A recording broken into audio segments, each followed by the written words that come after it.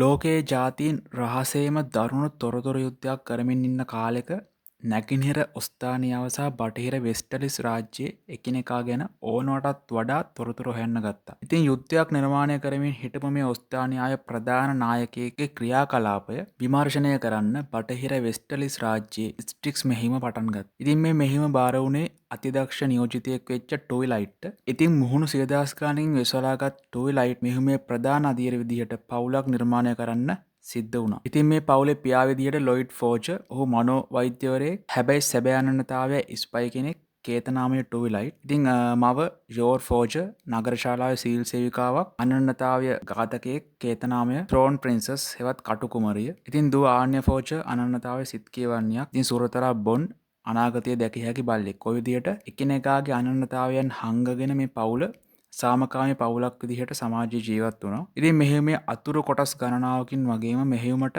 අමතරව තවත් මෙහෙයුම් මේ කාල පරිච්ඡේදය තුල ටොයිලයිට් පැවරුණා.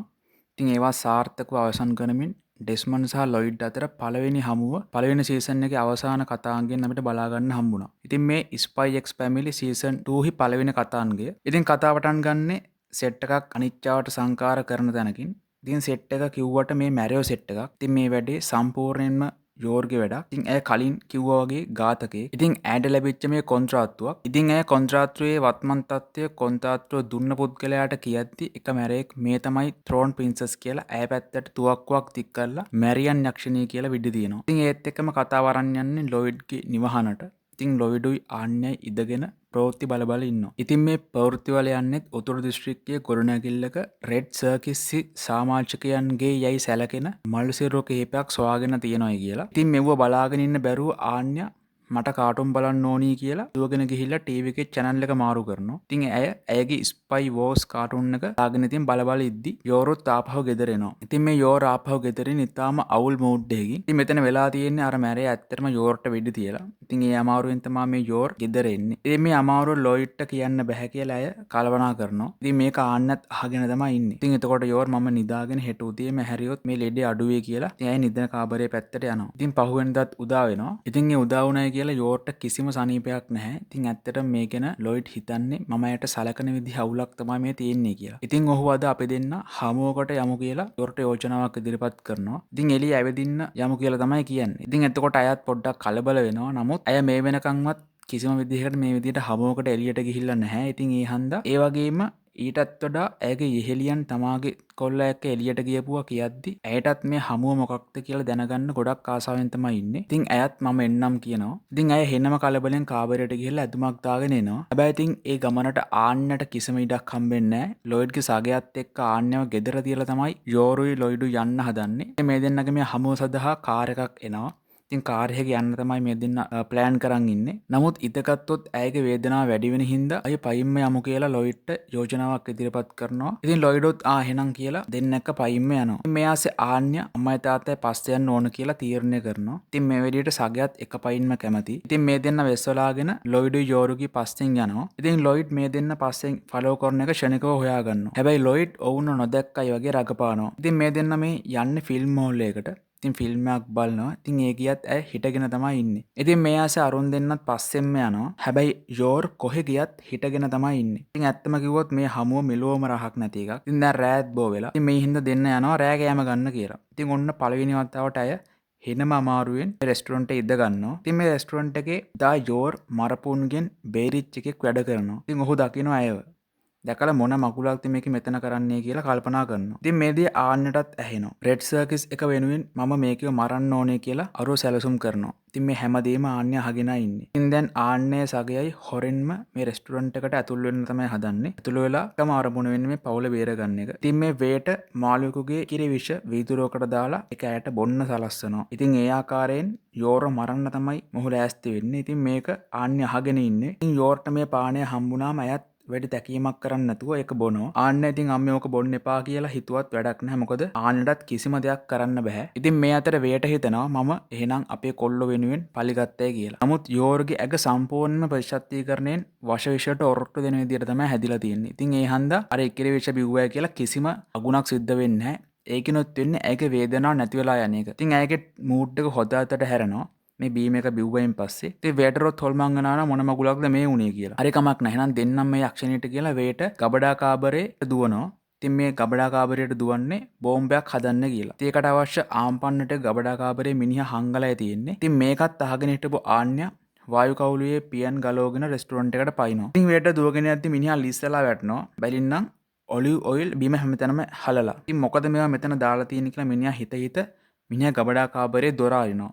ඉතින් අරනවත් එක්කම ලොකු භාජනයක් මිනිහගේ ඔළුවට වැටෙනවා. ඉතින් මේ වෙලදී උගුල් අටවලා තියෙන ආන්න වෙන්නත් පුළුවන්. ඉතින් මේ භාජනයේ තිබිලා බෝම්බ හදන්න ඕන කන්ටේනර් එකක් වේටරට හම්බ වෙනවා. ඉතින් ඇත්තට මේක හදලා ඉවර වෙච්ච බෝම්බයක්. ඉතින් මේක වේට අතේම පුපුරනවා. ඉතින් මේක රටකජු බෝම්බයක්.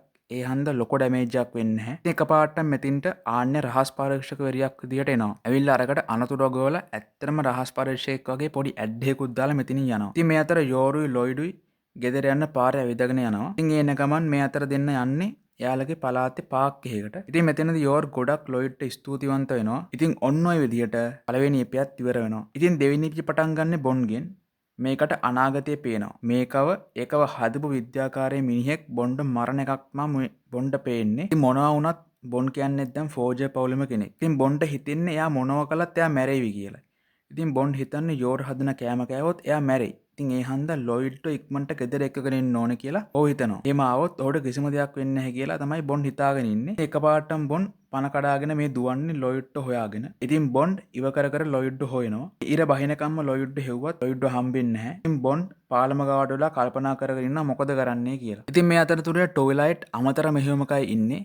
ඔහුට පැවරලා තියෙන්නේ බොන්ඩ් ඉන්ඩස්ට්‍රීස් එකෙන් හදපු ගොරලිමස් එකේ සීරම් සාම්පල්ලක් උස්සන එක. ඉතාලම හදිසියේ පැවරිච්ච කර්තව්‍යයක් තමයි මේක. ඉතින් මේක තොරතුරු කිසිවක් හොයාගන්න උට වෙලාවක් හම් වෙන්නේ නැහැ. ඉතින් ඒ හන්ද කෙලින්ම ටොයිලට් වැඩේට බහැලා ඉන්නේ. ඉතින් වෙස්වලාගෙන මේ විද්‍යාකාරයට පයින් හදද්දිම කොහින්දෝ ඉඳලා බොන්ඩුත් ටොයිලට් ගාවට එනවා. එකපාරටම බොන්ඩ් කොහින්ද ආවේ කියලා ටොයිලට්ටත් හිතාගන්න බෑ. ඉතින් ටොයිලට් බොන්ඩ් ගෙදර යන්නේ කියලා බල කරනවා.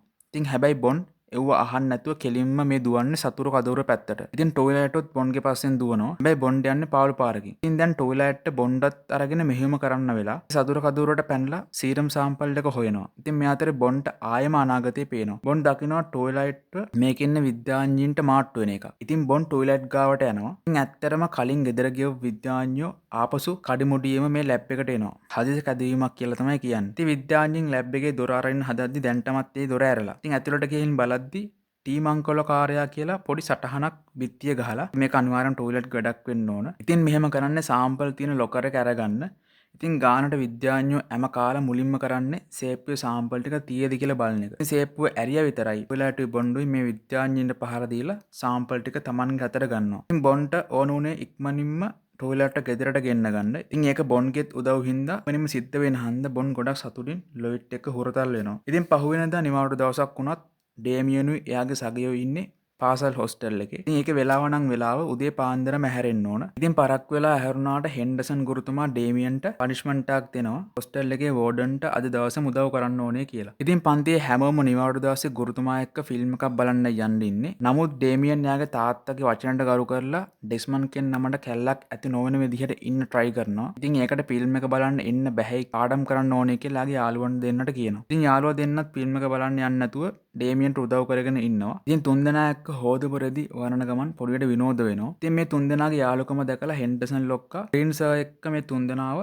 ශ්‍රේෂ්ඨ චාරිකාවක් යවනවා. ඉතින් සර්වත් එක්ක තුන්දෙනා ගගේ ඔරු පදිනවා. ඉතින් සර් තුන්දෙනාට නියම අත්දැකීමක් දෙනවා. ඉතින් ඊට පස්සේ කට්ටිය ගිනි මෙලයක් එම ගහලා මේ යන්නේ මාළු අල්ලන්න. ඉතින් මේ හැම දෙයකින්ම එනම අත්දැකීමක් මේ තුන්දෙනාට හම්බ වෙනවා. ඉතින් හතර දෙනාලව මාළු පුච්චගෙන කාලා ඊට පස්සේ ආයෙත් මේ පාසල බලාගෙන තමයි මේ යන්නේ. ඉතින් මේ අතරමඟ යද්දි මේ තුන්දෙනාව අමුතුම පොට්ටයකට සර් එක්ක යනවා. ඉතින් මේ පැව් ඉස්මත්තකට හරිම ලස්සන යෝගයක් තමයි මෙතන තියෙන්නේ. ඉතින් කට්ටිය හාන්සි වෙලා hina වෙවි දවස ගෙවනවා. ඉතින් පහුවෙනිදා ක්‍රීන් සර් මේ තුන්දෙනාගේ චාරිකාවේ වාර්තාවක් හෙන්ඩසන් ලොක්කට ඉදිරිපත් කරනවා. ඉතින් ඔන්න ඔය විදිහට දෙවෙනි එපියත් ඉවර වෙනවා. ඉතින් ස්පයිස් ෆැමිලි කතා මාලාවේ සීසන් 2 වල පළමු කතාංගය ඔතනින් ඉවරයි. පළවෙනි සීසන් එකේ සම්පූර්ණ වීඩියෝ ටික පළවෙනි ඩිස්ක්‍රිප්ෂන් එකේ දාලා තියෙනවා. ඔයාලට පුළුවන් ඊවෙන් ගිහින් බලන්න. ඉතින් වීඩියෝ එක හොඳ නම් අනිවාර්යෙන්ම subscribe කරලා වීඩියෝ එකට like එකකුත් දාන්න.